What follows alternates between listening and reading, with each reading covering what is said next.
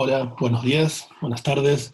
Mi nombre es Martín Larripa y en esta clase vamos a introducirnos en algunos aspectos básicos en el estudio del lenguaje, haciendo pie más específicamente en discusiones sobre gramática, sobre teorías que intentan explicar cómo los seres humanos adquieren la gramática.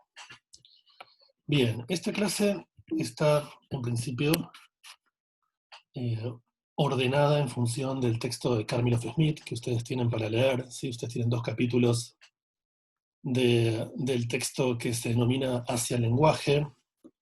¿Sí? Esta investigadora lamentablemente falleció recientemente. Aquí les dejo algunas instituciones en las cuales ella ha trabajado.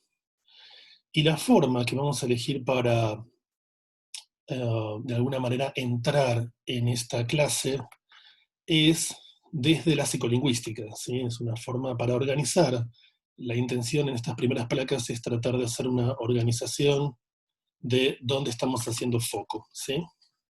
Entonces, fíjense que como disciplina híbrida entre la lingüística y la psicolingüística tiene distintas ramas o áreas de investigación, ¿sí? Entonces, por ejemplo, podríamos discutir cuáles son las áreas cerebrales involucradas en la comprensión del lenguaje, en la producción del lenguaje, ¿sí? Algunas alteraciones, afasias, ¿sí? Por ejemplo, aquí Alexander Luria ha trabajado en este terreno, discriminando como 7 tipos de afasias diferentes, ¿sí? Um, en principio, es probable que ustedes hayan trabajado parte de esta área de investigación en las materias, en las cátedras neuro, ¿sí? En neuropsicología. Por lo tanto, nosotros en esta clase no vamos a hacer pie en esta área de investigación. Tampoco vamos a hacer tanto pie, por así decirlo, en procesamiento de lenguaje online, ¿sí? Si bien vamos a citar un modelo, Carmilov lo hace, ¿sí? Es cierto que, por eso está aquí resaltado, donde nos vamos a concentrar en esta clase es en discutir adquisición de lenguaje y dentro de adquisición de lenguaje algunos temas de la agenda de adquisición de lenguaje, ¿sí? Eso no quita que en algunos momentos quizás planteemos algunos temas de otras líneas, ¿sí? Pero en principio estamos focalizados en adquisición de lenguaje en esta clase, en esta semana 9. Bien, ¿qué se discute dentro de adquisición del lenguaje? Se discute, por ejemplo, debates sobre arquitectura mental, ¿sí? Para que un ser humano pueda adquirir lenguaje requiere de ciertos mecanismos que son específicamente para el desarrollo del lenguaje o utiliza otros mecanismos que también se utilizan en la adquisición de otras funciones psicológicas, además del lenguaje, ¿sí? O sea, ¿son específicas del lenguaje o no? Ese es un primer problema. El segundo problema es, ¿son mecanismos innatos que se explican por filogénesis o son mecanismos que se terminan configurando en función de la sociogénesis, ¿sí? Dentro de la ontogénesis, ¿sí? Por lo tanto, aquí tenemos un campo de debate interesante. El otro puede ser cuáles son las relaciones entre el lenguaje y otras funciones psicológicas, entre percepción y lenguaje, por ejemplo, que probablemente el profesor Gestalt trabaje embodiment más en esa línea, o entre lenguaje y pensamiento, como han trabajado con la profesora Suye los aportes de Vygotsky, desde una posición interdependista, ¿sí? Para Vygotsky claramente hay una relación de imbrincación compleja, ontogenética, entre pensamiento y lenguaje. Puedo discutir también etapas del desarrollo infantil. Van a ver que el texto que ustedes tienen para leer de Karmilov en algunos puntos presenta algunos debates sobre eh, etapas de adquisición de la gramática, pero es probable que también ustedes en las materias evolutivas, ¿sí? Trabajen, bueno, cómo se desarrolla la fonología, la gramática, la sintaxis en un sentido amplio, o incluso desarrollo semántico. En la semana 10, Vygotsky trabajando desarrollo de semantización, por ejemplo, ¿sí? Entonces, también tocaremos algunos temas que quizás son de alguna forma más de la agenda de la psicología evolutiva. Pero en definitiva, estas son todas líneas también de investigación dentro de las discusiones de adquisición del lenguaje. Bien, hasta ahora no he definido el lenguaje, ¿sí? Con lo cual una primera pregunta que podríamos hacernos es ¿cómo definir el lenguaje? Los distintos lingüistas han encontrado problemas para explicar, o para arribar, mejor dicho, a una definición buena del lenguaje, apropiada, ¿sí? Van a ver que es interesante pensar que el ser humano, además de lo que llamamos lenguaje, tiene otras formas de comunicación, ¿sí? Como muestra esta viñeta de Guillermo, el hermano Mafalda, ¿sí? Donde aquí, bueno, esto que muchos chicos hacen, ¿no? Se cae, pero solo cuando llega la madre llora. Entonces, ¿qué nivel de mentalización ustedes van a discutir con Rivière, con Ángel Rivière, en el espacio de prácticos mentalización? Aquí necesito una discusión sobre otras funciones psicológicas para explicar este modo de comunicación.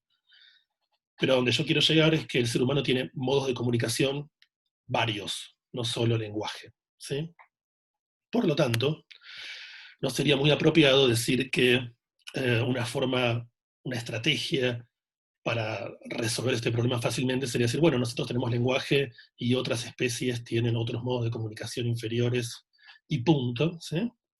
Primero porque no son inferiores los otros modos de comunicación de otras especies, no igualmente no voy a entrar en zoosemiótica, pero sí esta idea que a veces encontramos a nivel popular de, bueno, nosotros tenemos lenguaje, nosotros Homo sapiens, ¿sí? Mientras que el resto de los animales tienen otro modo de comunicación, tampoco funciona como estrategia, ¿se entiende?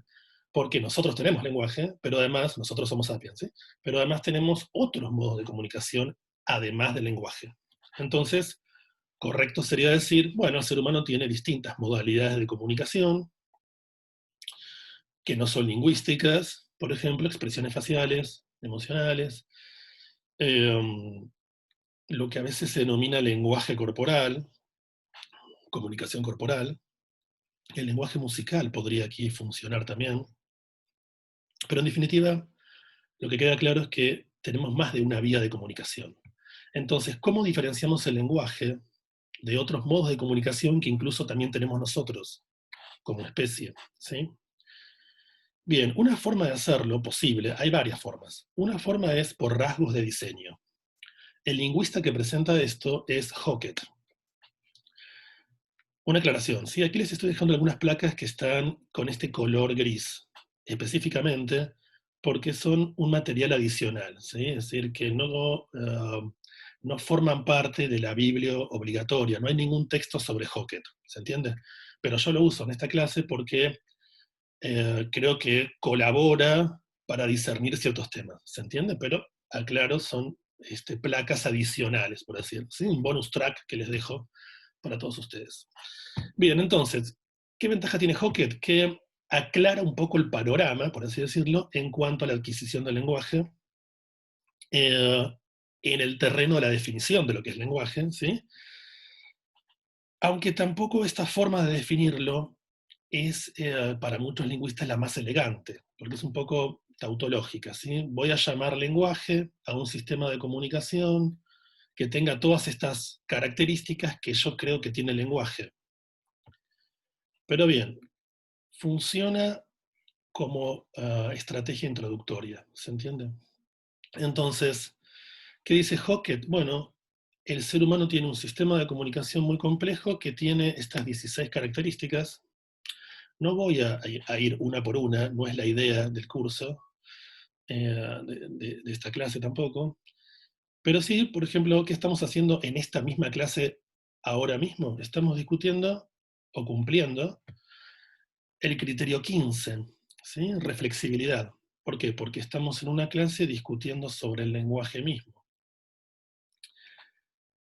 Por lo menos por ahora no tenemos evidencia de que otras especies tengan un sistema de comunicación en el que también discuten sobre su sistema de comunicación.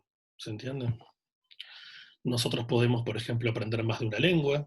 Muy interesante la discusión de la adquisición del lenguaje, discutir segundas lenguas, ¿sí? Aquí me salté un tema, pero en la discusión de adquisición del lenguaje, vuelvo a esta. Yo voy y vengo por las placas, igualmente después a ustedes les paso todas las placas, no se preocupen, ¿sí? numeradas, así queda más claro. Pero bien, fíjense que aquí yo podría discutir adquisición del lenguaje de un adulto, o sea, una segunda lengua. ¿Sí? Los psicolingüistas trabajan en este terreno. Vygotsky también trabajó en el terreno de segundas lenguas, y de hecho algunas de sus ideas sobre la vinculación entre segunda lengua y primera lengua son muy interesantes, muy avanzadas para la época, cómo la segunda lengua afecta a la primera lengua. Pero nosotros no vamos a discutir bilingüismo en esta clase, ¿sí? Bien, entonces, por ejemplo, desplazamiento. Una característica que también parece ser central en nuestra especie, ¿sí? ¿Por qué? Porque nosotros podemos desplazarnos hacia atrás o hacia adelante en el tiempo. Ustedes ya trabajaron esta idea con la profesora Martínez Frontera cuando discutían memoria, ¿sí? Cuando discutían Tulbin, memoria episódica. La posibilidad de, con conciencia autonoética, viajar en el tiempo hacia atrás, ¿sí? Revivenciar sucesos, previvenciar hacia adelante, ¿no? Y lo hacemos con lenguaje. Aquí podríamos vincular lenguaje con memoria episódica. Pero, ¿no? Fíjense que es interesante que si yo tomo estudios sobre el comportamiento de las abejas, ¿sí? Los estudios clásicos de von Frisch, que Vygotsky también los leyó, algo de desplazamiento hay en el comportamiento de las abejas, ¿sí? Cuando un grupo de abejas vuelven al panal y comunican a sus compañeras de una fuente de alimento, bueno, eso sucedió en un tiempo en el pasado. Entonces, en esa comunicación sobre las características de esa fuente de alimento, algo de desplazamiento hay, ¿sí? Por supuesto, no es el nivel de desplazamiento que tenemos nosotros como seres humanos. Entonces, es cierto que algunas de estas características que Hockett describe aquí están también en otros sistemas de comunicación, pero todas juntas solo están en el lenguaje, ¿sí? Después vamos a tener otro problema, que es, ¿qué pasa si encuentro una lengua en la que no aparece alguno de estos criterios? Una lengua que los seres humanos hablan, pero que no cumple alguno de los 16 criterios que establece aquí Hockett. ¿Eso sucede? Sí. Vamos a ver que hay algunas lenguas que le traen problemas a Hockett, a esta forma de definir el lenguaje, ¿sí? Y me parece importante mencionarlo porque a donde quiero llegar es que se sigue discutiendo cómo definir lenguaje. Bien, un punto importante también es que ustedes puedan entender que hay que diferenciar lenguaje de lectoescritura. Sí, la lectoescritura es un fenómeno muy reciente. Fíjense, me gusta esta tabla porque es bien clara, ¿sí? Este gráfico, en el que tengo en el 1800, ¿sí? Más del 80% de nuestra especie analfabeta. En los últimos 200 años se revirtió la tendencia, ¿sí? Ahora tengo que solo un 17% de la población, al menos en el 2016, ¿sí? Era analfabeta. Esto muestra qué tan reciente es que tenga muchos seres humanos con lectoescritura, ¿se entiende? La lectoescritura es un fenómeno reciente que algunos antropólogos sitúan aproximadamente hace 5.000 años en cierta zona de Irak. Encuentro las primeras pruebas de escritura. La pregunta que posiblemente surja a partir de aquí es, bueno, si la lectoescritura es un fenómeno muy reciente, 5.000 años en la historia de la humanidad es reciente, ¿desde cuándo hablamos? Porque esto es una discusión de lectoescritura, no de lenguaje. Bien, esto nos llevaría a otra discusión, a otra rama de investigación dentro de la psicolingüística, que es la filogénesis del lenguaje, porque sería discutir desde cuándo nosotros hablamos como especie, ¿sí? De nuevo, material adicional, ¿sí? No vamos a discutir filogénesis del lenguaje. Todos los investigadores que están dentro de estas discusiones de psicolingüística les interesa este tema, por supuesto que sí, pero nosotros, no, por cuestiones de tiempo y espacio, no vamos a dedicarnos aquí a discutir esto, ¿sí? Pero brevemente, sí me interesa que entiendan que hay una discusión acerca de si somos la única especie que desarrolló lenguaje propiamente dicho, con todas las características de lo que entendemos por lenguaje, los 16 criterios de Hockett, si quieren, o si en cambio algunos de nuestros parientes cercanos también desarrollaron lenguaje. Bueno, por ejemplo, aquí Chomsky pertenece a la línea de los autores que podríamos denominar discontinuistas, ¿sí? porque presentan que hubo un cambio central hace 100.000 años, que es lo que provocó, aproximadamente 100.000 años, ¿sí? Que es lo que provocó el desarrollo de la sintaxis. Y no acuerda con la idea de que haya restos fósiles, así se lo llama, de sintaxis, metafóricamente, ¿no? Restos fósiles de sintaxis en parientes del Homo sapiens. Mientras que otros lingüistas tienen una posición más continuista o de una discontinuidad menos marcada que Chomsky. Tampoco vamos a entrar a discutir, porque tampoco es el objetivo de esta clase, hasta dónde se pudo lograr en el intento de que un chimpancé, en este caso un bonobo específicamente, adquiera lenguaje humano. Es interesante el tema porque también todos los investigadores dentro de esta área están en este tema, pero no constituye tampoco un tema central de nuestra clase, ¿sí? Lo interesante con esta bonobo Kanzi, hay mucho sobre Kanzi, es que ha logrado ciertos rudimentos de la escritura, además de comprender todos estos símbolos que esta investigadora creó para ella, ¿sí? Pero bien, tengo muchos investigadores discutiendo los límites entre el ser humano y los bonobos y los chimpancés, para explicar adquisición del lenguaje, ¿sí? Bien, entonces, ¿qué nos interesa si en esta clase empezar a proponer, y de hecho Kármilov comienza con esta discusión, ¿sí? El lenguaje es una característica propia de nuestra especie, ¿sí? Tengo que encontrarme un grupo de personas con un perfil atípico muy particular para encontrarme alteraciones del lenguaje, ¿sí?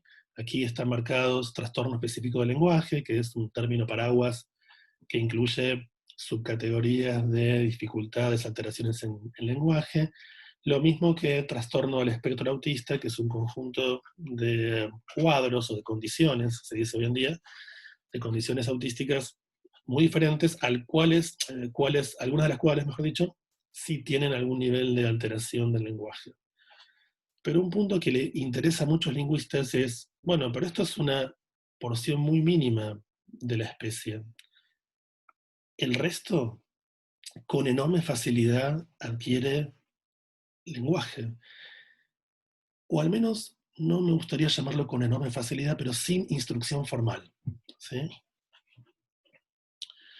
Nadie va a la escuela para desarrollar la lengua 1.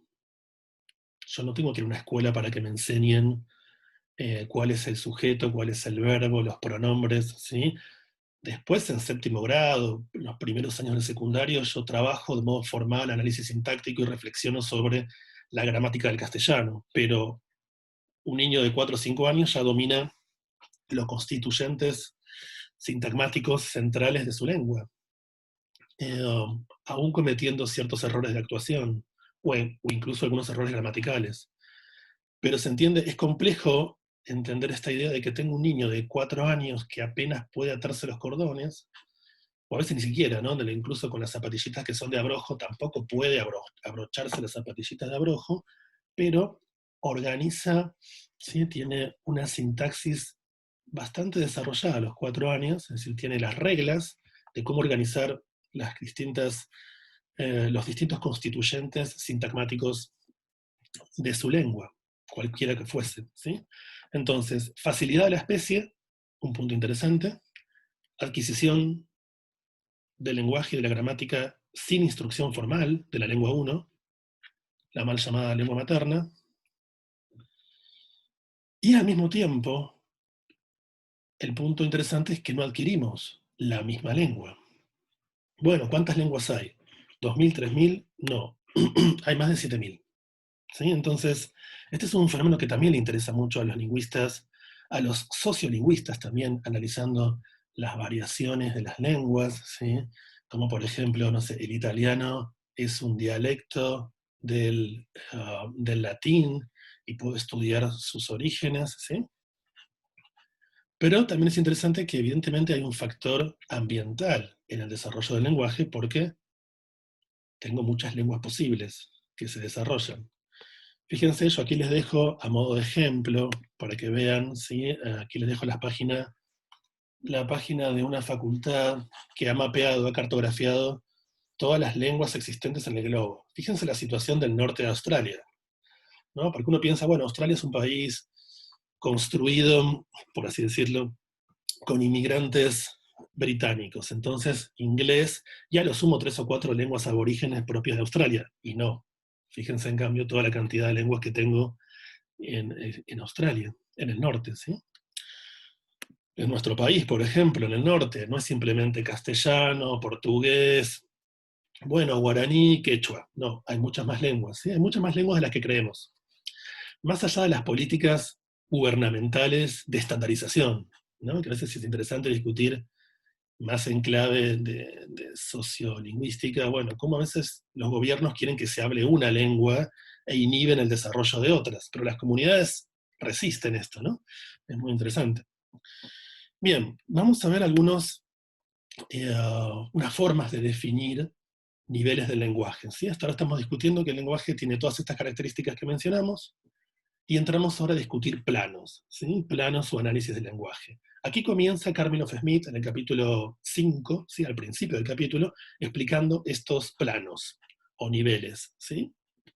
Entonces tenemos por un lado un plano fonológico, cómo se adquieren y producen sonidos, fonemas, cómo se articulan esos fonemas y construyen los ladrillos de las palabras, el nivel morfológico, cómo luego esas palabras se organizan siguiendo ciertas reglas, nivel sintáctico, nivel de sintaxis, cómo esas palabras se vinculan con un significado, cómo progresa significado. Aquí ustedes trabajaron ya con la profesora Suye, perdón, han trabajado semantización y van a seguir trabajando semantización desde Vygotsky.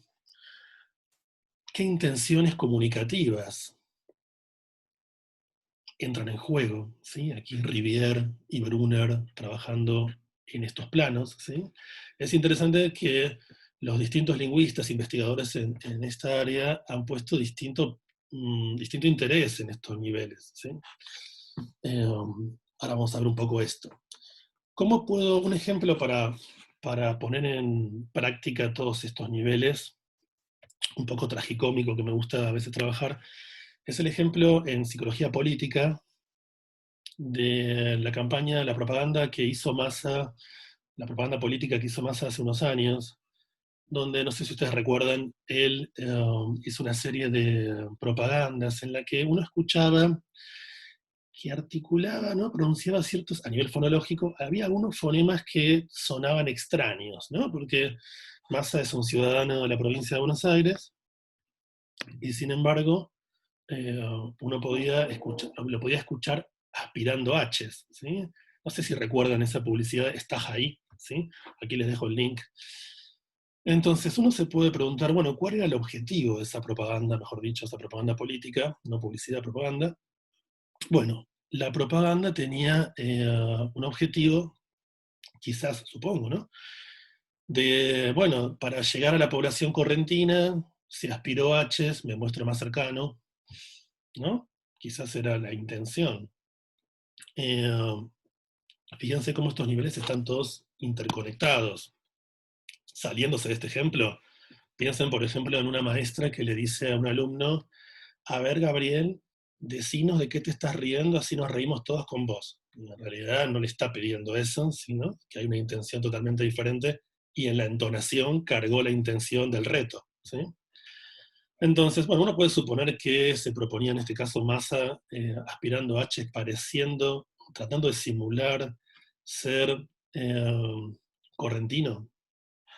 Eh, bueno, quizás le dijeron que era una buena estrategia de mostrarse cercano a ciertas comunidades. A nivel morfológico, siempre se dice que en las campañas políticas hay que usar palabras cuya construcción morfosemántica sea relativamente simple. Justamente palabras como morfosemántica no usaría, porque son complejas, ¿sí? En términos de morfemas unidos. Y a nivel sintáctico, bueno, oraciones de cláusulas, o mejor dicho, sí, de cláusulas simples, no crear oraciones con una recursión tan compleja, con, no sé, un número de subordinadas demasiado amplias, no sería buena idea, ¿no? Mensajes simples en oraciones cortas. Y a nivel semántico, bueno, siempre se cuidan los políticos y están bien asesorados de qué palabras van a usar, porque levanta, ¿sí? Despierta cierto campo semántico particular. Entonces, el día de mañana ustedes podrían trabajar en psicología política y van a ver que efectivamente eh, todo asesor está muy formado en este campo porque es clave, ¿sí? Para no cometer errores como el que cometió aquí Massa, porque aquí lo que está sucediendo es que las tonadas son muy difíciles de imitar. Las tonadas se configuran, las tonadas genuinas, ¿sí? En la primera infancia, y las tonadas dicen mucho del lugar donde uno es, ¿sí? Es algo que quizás los sociolingüistas han trabajado bastante bien. Entonces, yo que soy porteño, si por ejemplo, no sé, trato de hablar como si fuese cordobés, me van a decir, no, no lo hagas, no te sale bien, vos sos porteño, ¿sí? Si alguno de ustedes en la audiencia es cordobés, no le va a gustar esto, ¿sí? Entonces, no es bueno meterse con las tonadas que no son la propia. Es lo que nos deja esta enseñanza. Bien, bueno, en la página 141 del texto de Carmelo Smith, capítulo 5, ¿sí? Van a ver que Carmelo Smith cita a esta autora, Roberta Golinkoff, que como uno de los ejemplos que yo aquí estoy punteando de una nueva oleada de investigaciones en psicología evolutiva posterior a los 80. ¿Por qué digo nuevos estudios en psicología infantil? De los 80 para acá, los psicólogos evolutivos cuentan con ciertas metodologías muy sofisticadas, o algunas no tanto, pero muy interesantes para estudiar cognición en niños, en niños muy pequeños. Por ejemplo, y esto Carmelo lo ha trabajado ya en varios textos, el chupete electrónico, ¿sí? Un chupete que se conecta a una computadora y entonces evalúa la tasa de succión. ¿Sí? Le presenta a un niño un círculo rojo, un círculo rojo, un círculo naranja, nota el cambio, aumenta la tasa de succión. ¿Sí? Entonces, con ese recurso metodológico, tecnológico, se ha podido realizar una cantidad de investigaciones que antes de los 80 no existían, ¿sí? De 1980 estamos hablando. El otro es tiempo de mirada. Yo no sé si ustedes vieron como en el tenis que existe esta máquina que se llama el ojo de halcón, ¿sí? Que puede estar ese ojo, no sé, el tenista hace un saque y cree que la pelota entró, el umpire dice que salió, entonces pide revisión y la computadora puede mapear dónde cayó la pelota, ¿sí? Algo parecido tienen los psicólogos evolutivos y pueden, con una maquinaria, ver dónde está viendo el chico, ¿sí? Entonces, por ejemplo, en gramática, ya entrando en las discusiones sobre cómo se adquiere la gramática, es interesante que estas nuevas tecnologías que tienen los psicólogos evolutivos y lingüistas desde los 80 para acá, permitieron entender, arribar a la conclusión de que en el niño hay una mayor comprensión de la gramática antes de la producción. Piensen en un chico que tiene 17 meses, ¿sí? No cumplió 2 años, y aún así le presento una oración, se escucha por audio, el chico está sentado frente a una pantalla, está viendo estas dos imágenes, ¿sí? Y escucha que dice, el monstruo de la galleta le hace cosquillas a el pájaro grande, ¿sí? Y después escucha, el pájaro grande le hace cosquillas al monstruo de la galleta.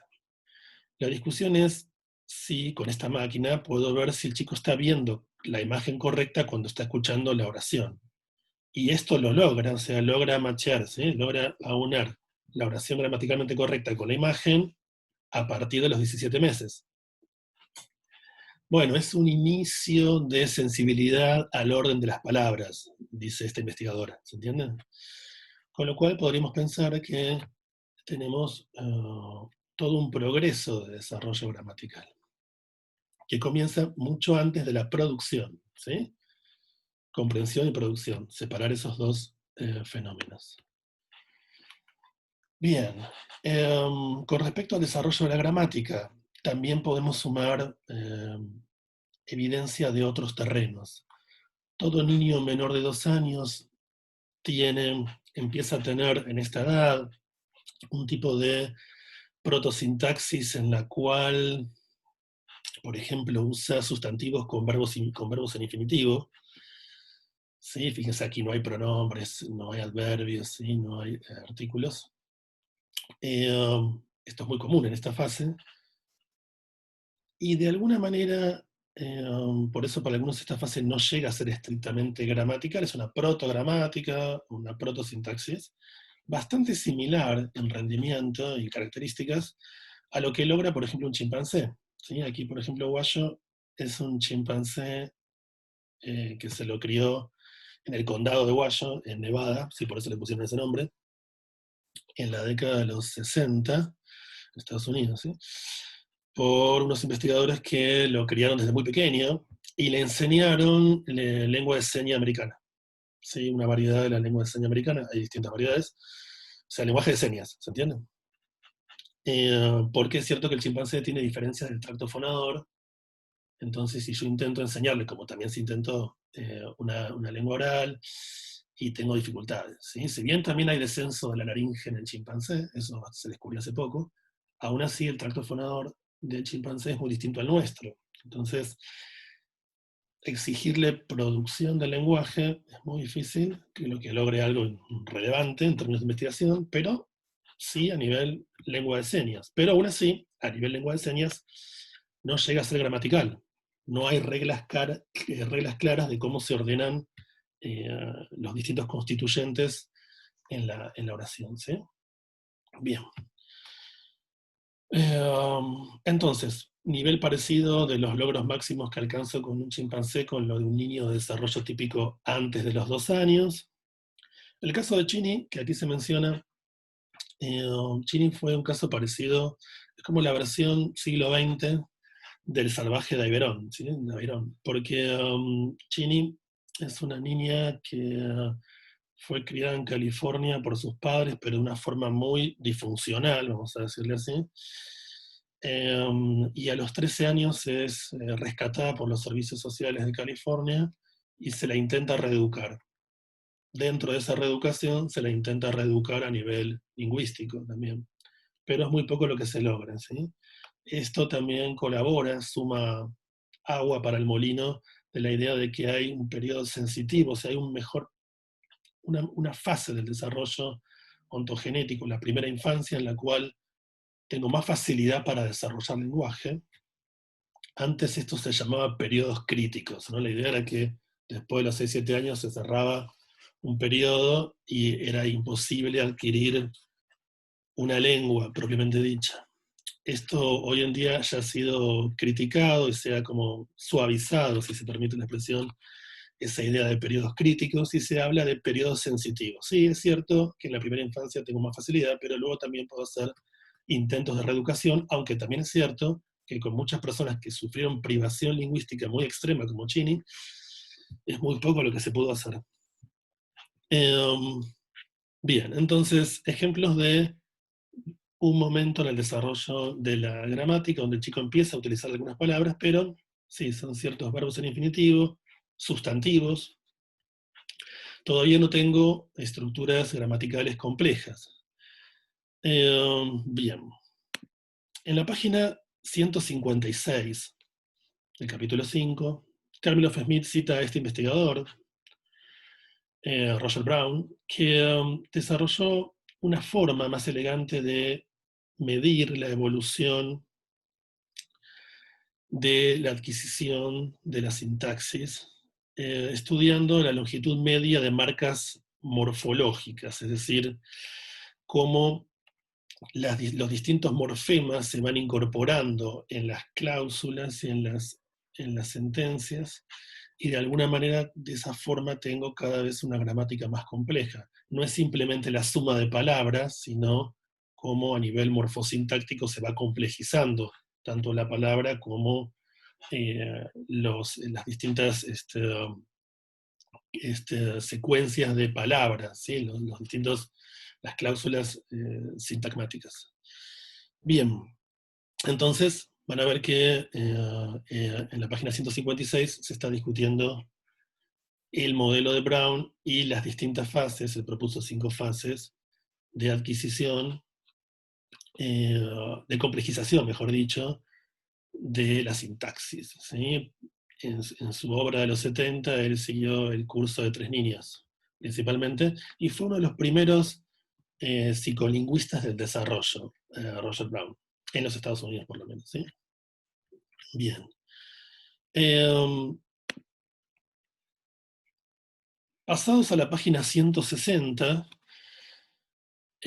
comenzamos con lo que se denomina teorías de adquisición de la gramática, ¿sí? Aquí ya tengo discusiones más teóricas de cómo explico todo este proceso que hasta ahora presentamos como distintos modelos que muestran la adquisición de la gramática, pero que no explican concretamente mediante qué mecanismos se adquiere la gramática.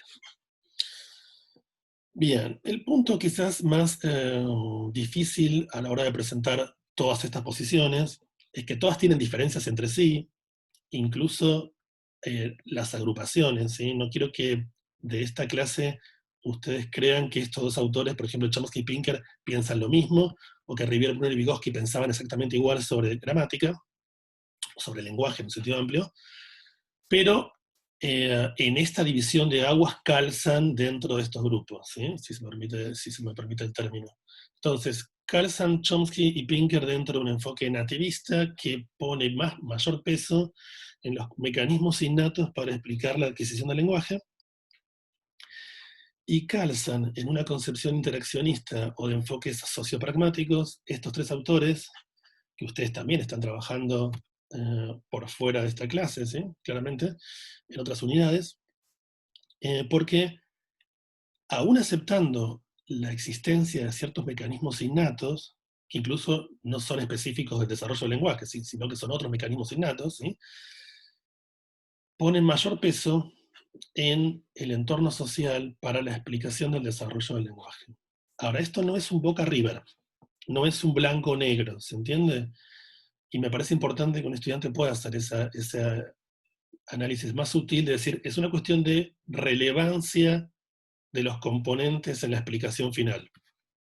Mayor peso en componentes innatos en estos investigadores para explicar desarrollo del lenguaje en un sentido amplio y específicamente desarrollo de la gramática, y mayor peso en el entorno sociocultural para explicar el desarrollo del lenguaje en sentido amplio y de la gramática en sentido estricto en estos autores.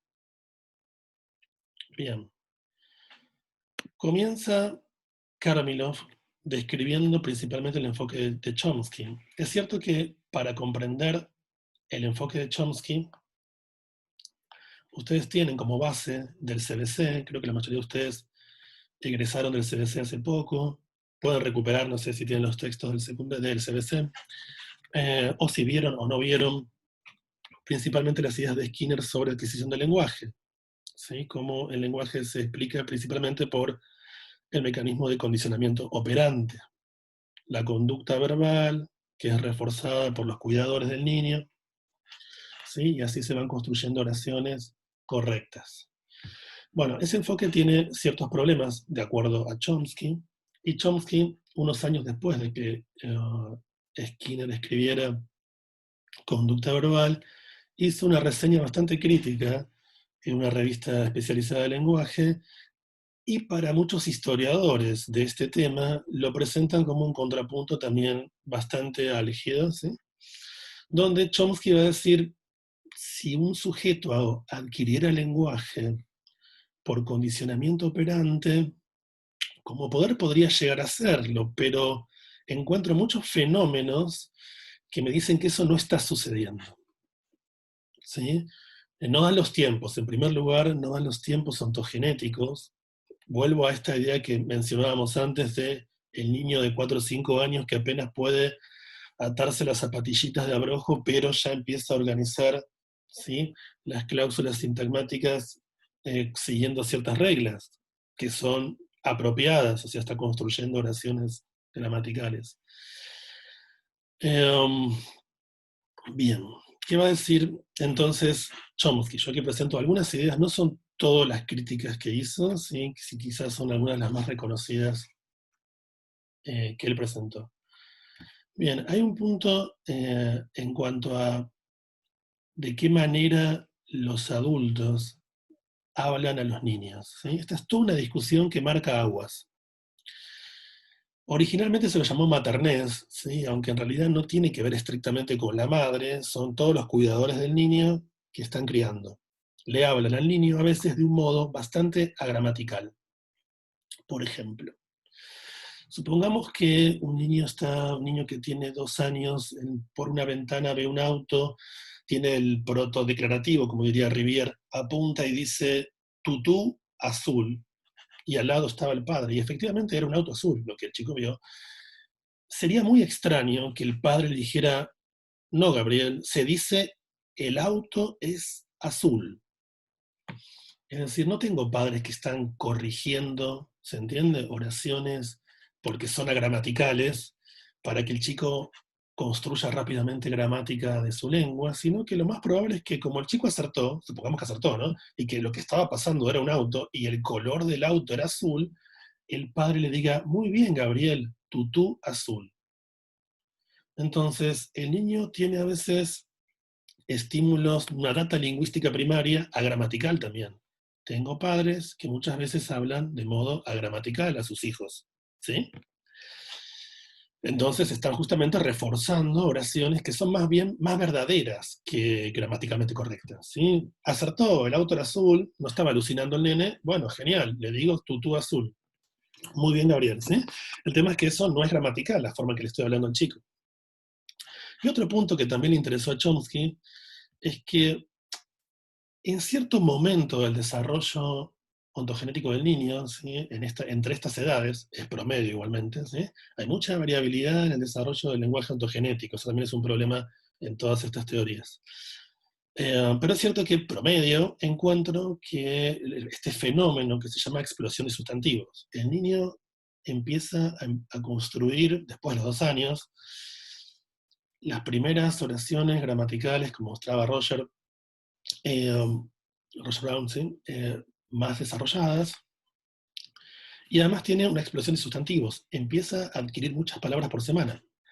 Pero no tengo padres que están reforzando más en esas edades. No es que los padres dijeron, bueno, entre los 2 años y los 4 me voy a sentar al lado de mi hijo y voy a estar reforzando mucho más sus producciones lingüísticas correctas. No. Entonces, ¿cómo explico esto? ¿Cómo explico una explosión de sustantivos que no tiene un correlato socioambiental claro? ¿Se entiende? Bueno, punto a favor, vamos a ver, ¿sí? De la idea de que hay un proceso madurativo en juego aquí, que podría estar explicando buena parte del proceso de adquisición de la gramática. Bien, un punto que también le interesa a Chomsky tiene que ver con la productividad. Volveríamos a la tabla de Hockett que veíamos arriba, ¿sí?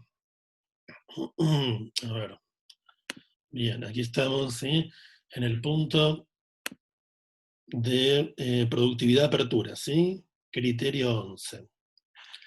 Todo el tiempo puedo producir nuevas oraciones, ¿sí? Buena parte de las oraciones que estoy produciendo en esta clase las pensé quizás en un punto, pero son nuevas, ¿sí? Entonces, la idea es, con un conjunto de reglas finitas, puedo construir oraciones infinitas. Fíjense que Kármilov está discutiendo eso mismo al principio del capítulo 5, ¿sí? Entonces, este criterio, el 11, a Chomsky le interesa en particular, ¿sí? Porque es a favor, por así decirlo, ¿sí? De la idea de que tengo un conjunto de reglas finitas con las que puedo construir oraciones infinitas que nunca escuché.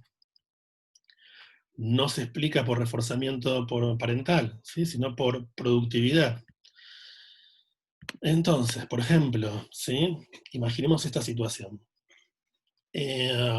Tengo un ciudadano norteamericano que vive en el sur de los Estados Unidos, en Texas, supongamos en El Paso, ¿sí? Ciudad que linda con México, ¿no? Entonces, del lado del río Bravo para el norte de El Paso, del río Bravo para abajo, Ciudad Juárez, ¿sí?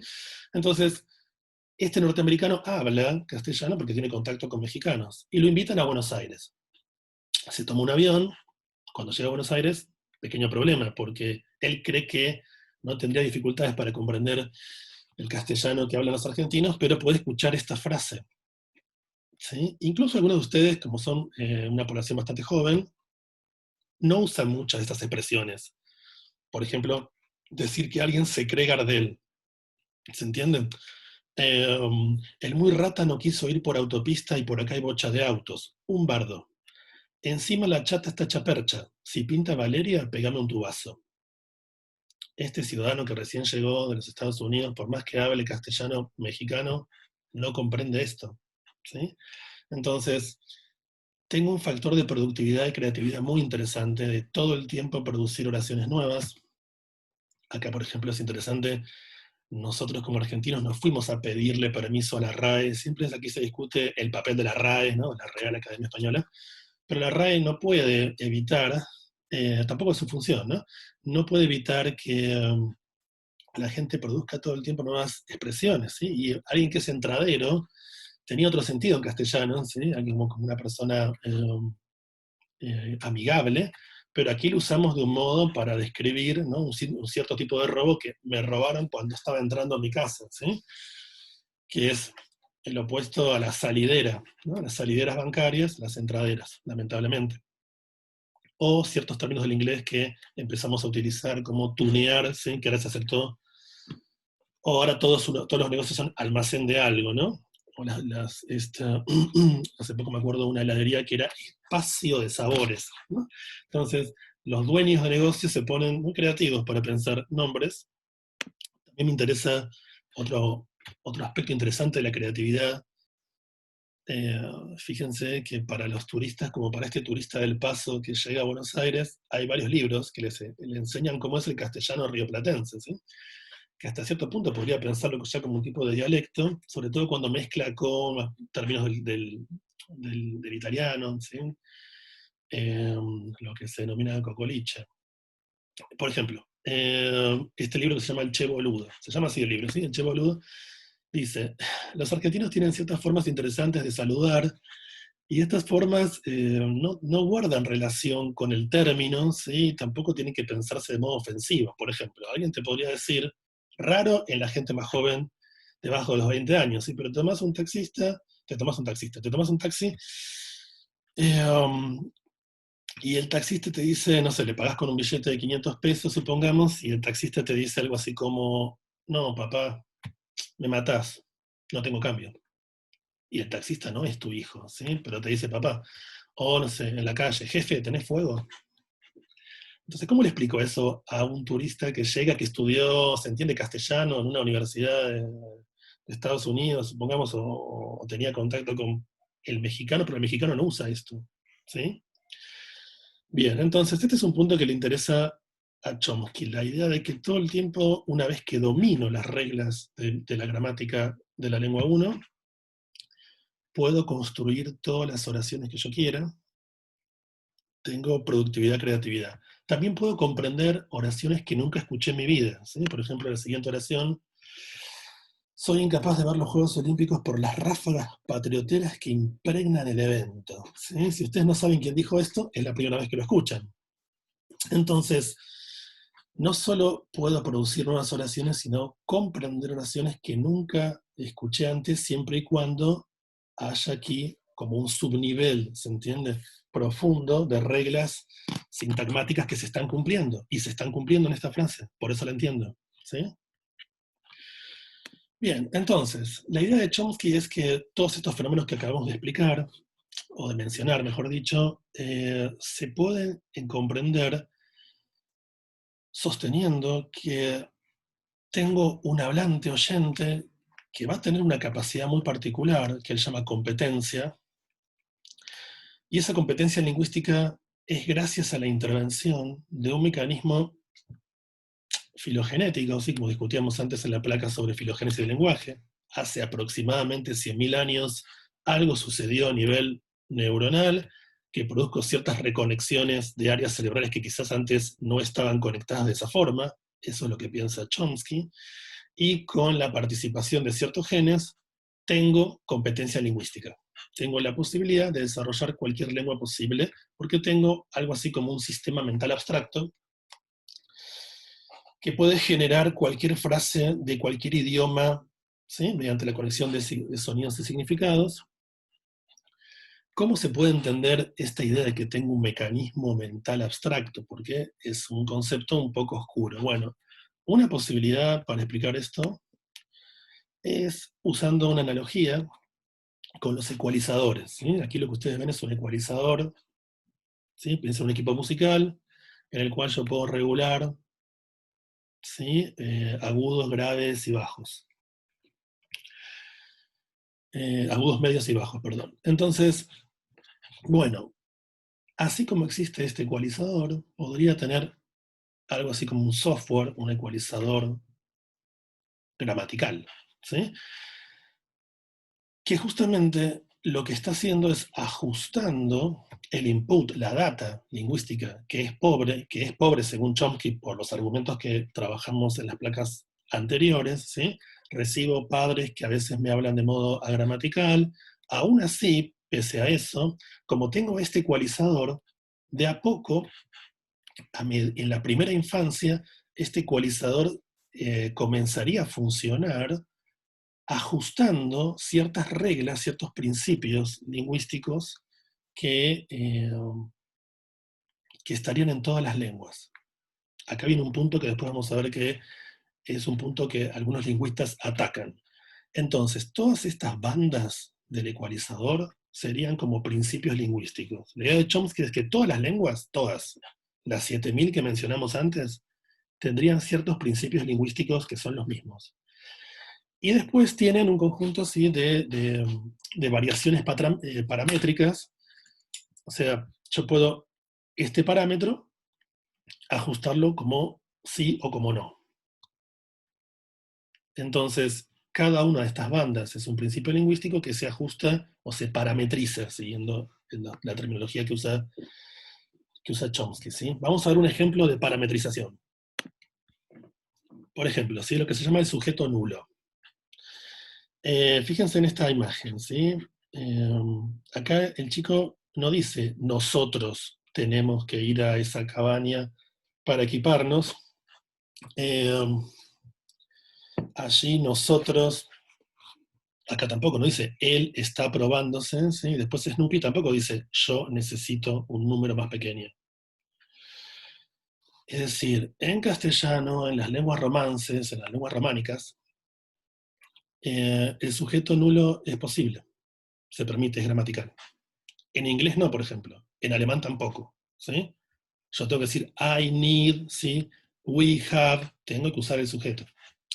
Entonces, el niño está en Argentina, por ejemplo, y su ecualizador gramatical en el principio lingüístico de sujeto nulo se ajusta como sí, en el valor sí.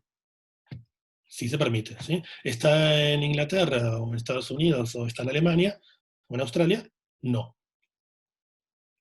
Esta es la idea central de Chomsky, ¿sí? Tengo un conjunto de principios lingüísticos con sus variaciones paramétricas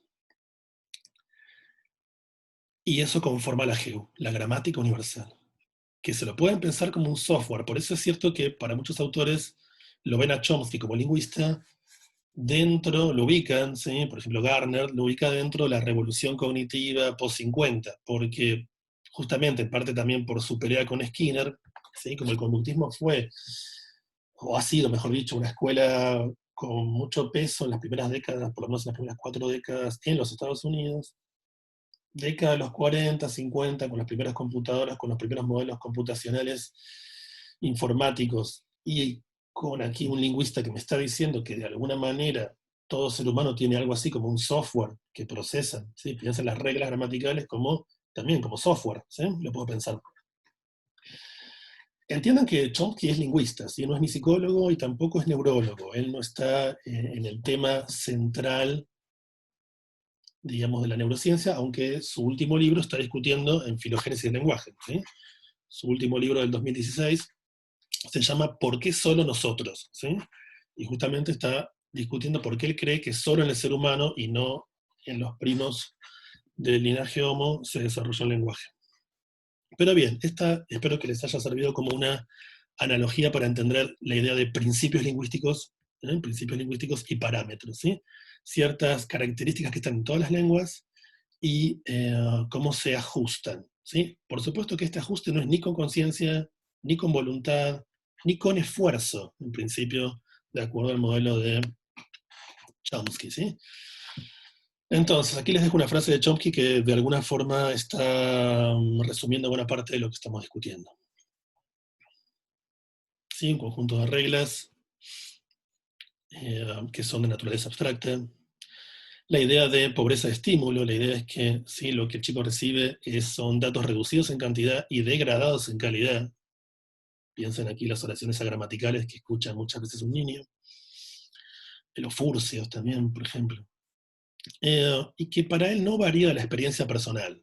Este es un punto que por ahí parece bastante desagradable, como lo dice, para los que no estamos tan de acuerdo con este enfoque, pero es interesante la idea eh, de que tengo a veces entornos socioculturales en los que no se le habla mucho al chico y aún así desarrolla lenguaje. Salvo los casos extremos, como recién mencionábamos el caso de Chini, ¿sí? Pero si no, el chico desarrolla lenguaje. Lo cual esto también es un punto interesante y dato en contra, problema para Brunner. Vamos a ver que esto es agenda, problema para Brunner, ¿sí? ¿Qué problemas tiene esta teoría? Primero, determinar cuáles son todos los principios lingüísticos. ¿Cuáles son todos los principios lingüísticos que están en todas las lenguas? Bueno, a medida, cuando Chomsky produjo esta idea, principalmente a fines de los 50, principios de los 60, se conocían entre 3.000 y 3.500 lenguas. Hoy en día hay un conjunto de lenguas, como mencionábamos más adelante, más arriba, perdón, el tema de la diversidad lingüística, ¿sí? Si yo tomo algunas lenguas, puedo encontrarme algunas que parece que no tienen alguno de esos principios lingüísticos, ¿sí? Van a ver que Karmilov también menciona algunos puntos como críticas de este enfoque. Yo aquí les dejo como material adicional, si les interesa, la discusión sobre el Piraja. El Piraja es una lengua que ha investigado este lingüista y antropólogo que se llama Everett. Everett es un lingüista que ha estudiado a esta comunidad, los Piraja, que tienen una lengua que según Everett no desarrolla, no tiene claros ejemplos de recursión, ¿sí? En la página 163 del texto de Karmilov, van a ver que ella explica recursión. Recursión para Chomsky es una característica central, un principio lingüístico, de hecho en su último modelo es el principio lingüístico por excelencia, ¿sí? La posibilidad de que yo pueda hacer incrustaciones y crear cláusulas subordinadas, o sea, oraciones más complejas, ¿sí? Lo explica Karmilov en la página 163, recursión. Bueno, él dice que en esta lengua que hablan los Piraja, no aparece la recursión.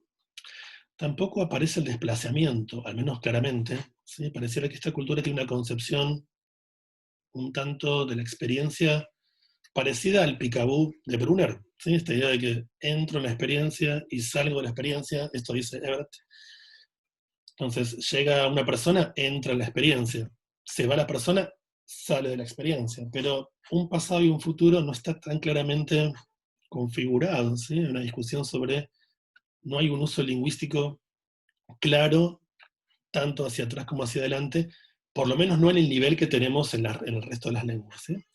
Y es una comunidad muy cerrada que tampoco muestra aprendibilidad, o sea, no encuentro que estas personas puedan hablar otra lengua.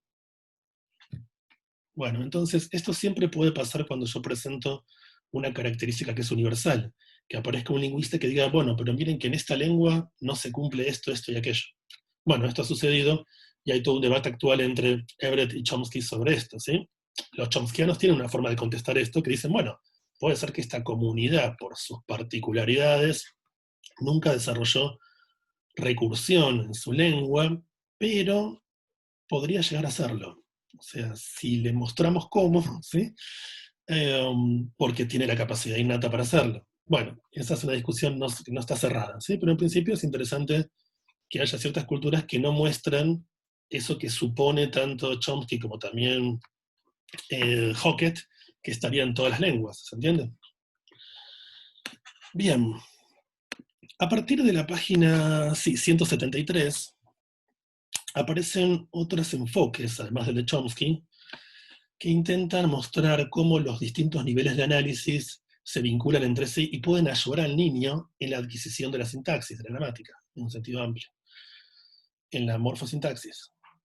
Por ejemplo, si yo leo esta misma frase que explica un poco este enfoque, ¿no? Y dijera, desde bebé los niños prestan atención a la información prosódica, nadie habla de esa forma.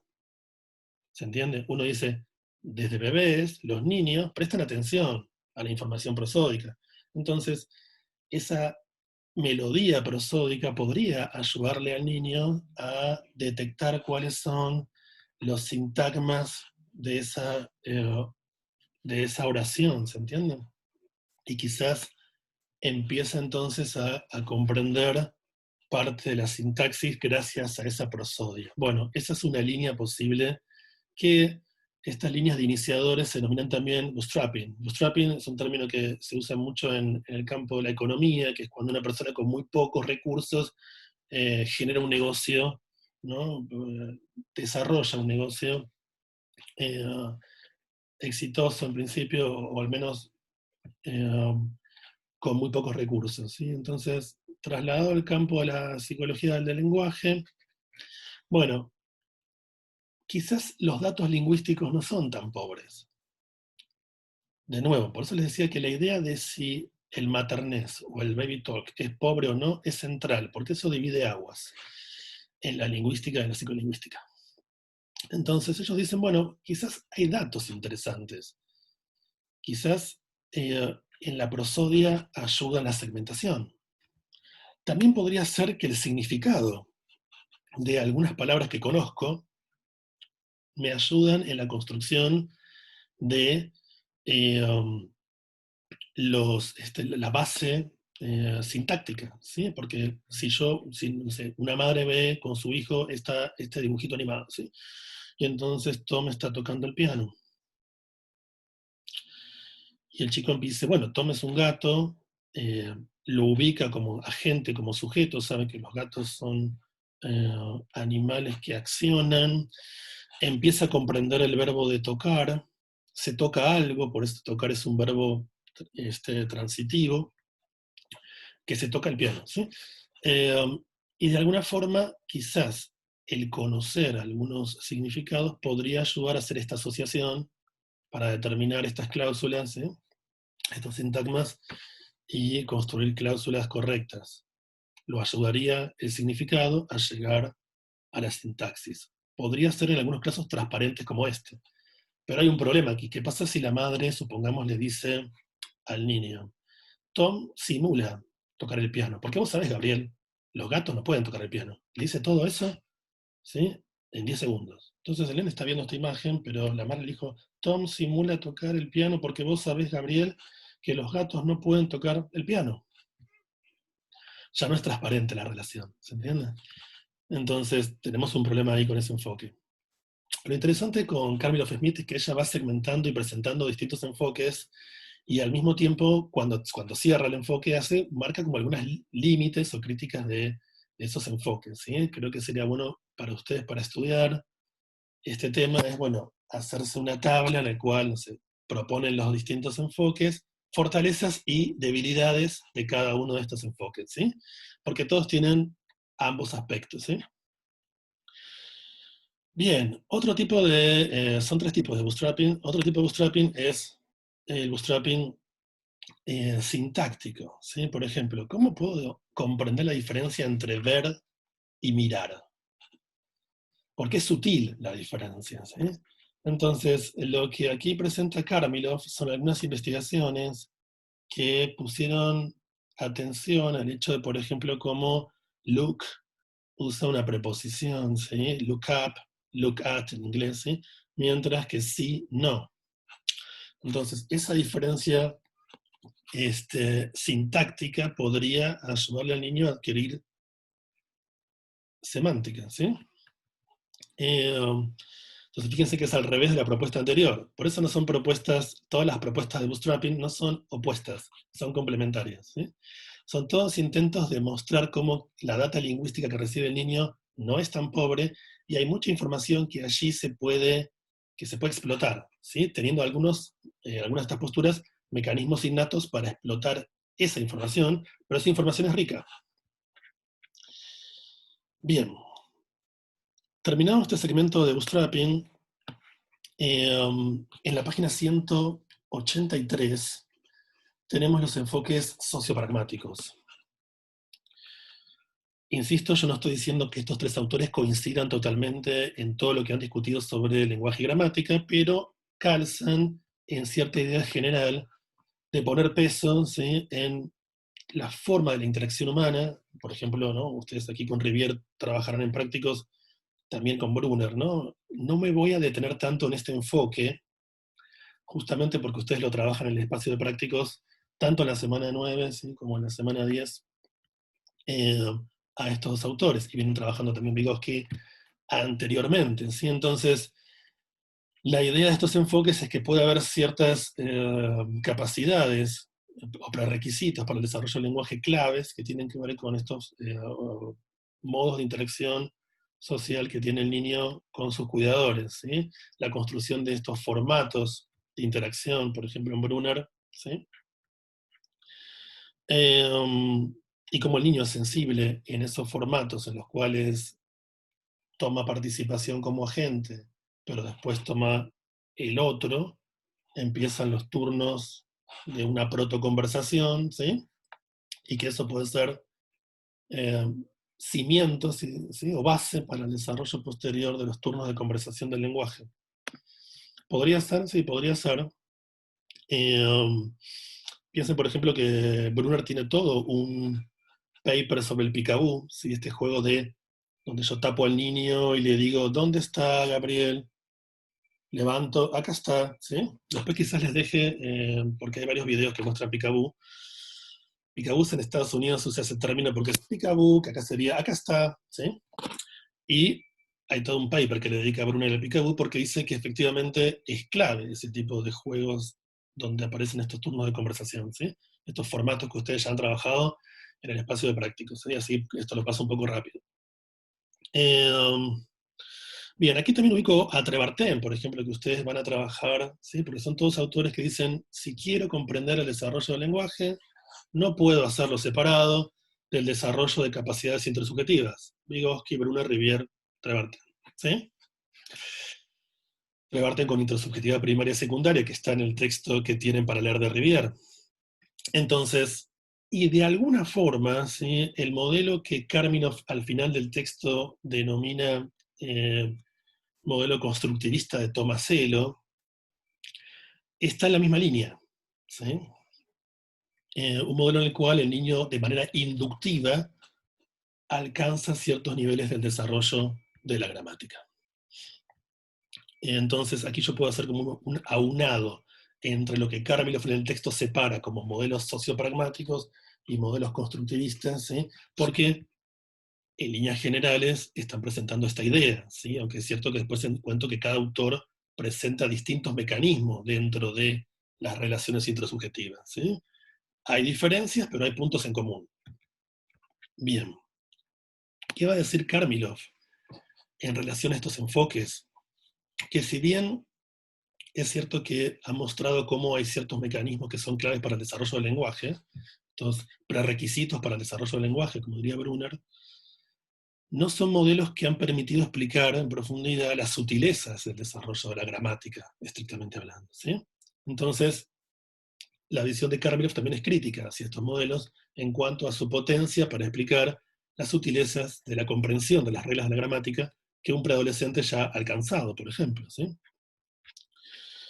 Bien, un modelo para ir finalizando la clase, me gustaría cerrar con este modelo, porque estos autores están presentando ya en una generación, a mi modo de ver, más interesante en cuanto a la base de data que tienen, ¿sí?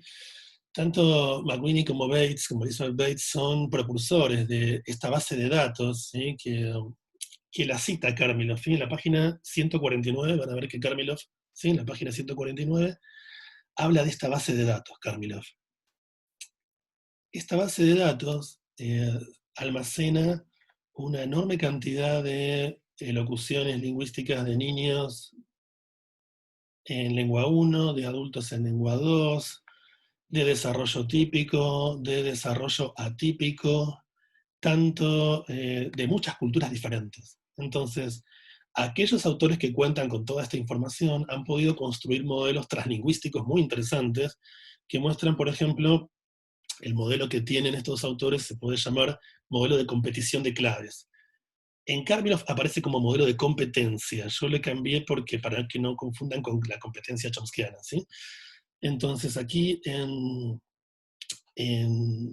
McWhinney y en Bates, ¿sí? La idea es que, por ejemplo, para comprender cuál es la función de un agente o un sujeto, ¿sí?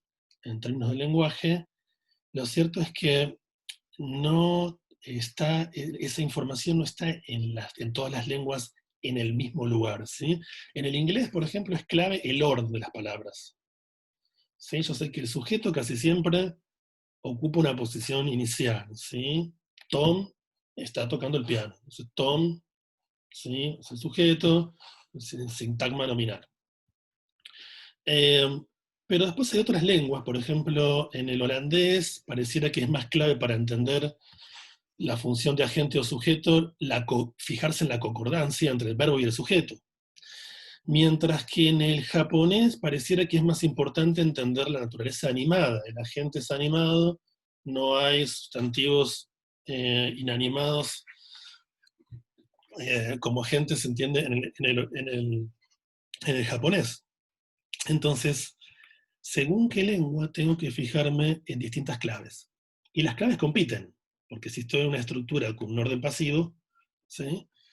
Me voy a encontrar que por ahí tengo que como suspender una clave para activar una clave semántica. Entonces la idea es que todas esas claves están compitiendo en el procesamiento online del lenguaje y el chico tiene que capturar qué claves son más importantes, primero en su lengua y después cómo compiten en distintas circunstancias de procesamiento lingüístico. Eh, sí, entonces tanto las claves, y aquí estoy, sí, estoy en la página 202 del capítulo. Y aquí 206, ¿sí? Esto está extraído del capítulo de Karpinov. Entonces, según este modelo de competición de claves, ¿sí? Claves como acento, entonación, ritmo, marcador morfológico, ¿sí? Van a ver que el autor hace una comparación muy bonita entre el inglés y el italiano, que el italiano es muy rico en marcaciones morfológicas que son todas posibles y que cambian el significado de la oración, ¿sí? Eh, entonces, como hay una competición, ¿sí? entre ese tipo de claves, y el chico tiene que desarrollar estrategias para comprender cuáles son esas claves. Es un modelo de procesamiento en tiempo real muy interesante, ¿sí? Bueno, finalmente termina Karpinov también sumando algunos aportes de las ciencias de la computación, de las redes neuronales que intentan mostrar cómo una red puede adquirir ciertas reglas gramaticales sin incorporarlas en términos abstractos, ¿sí?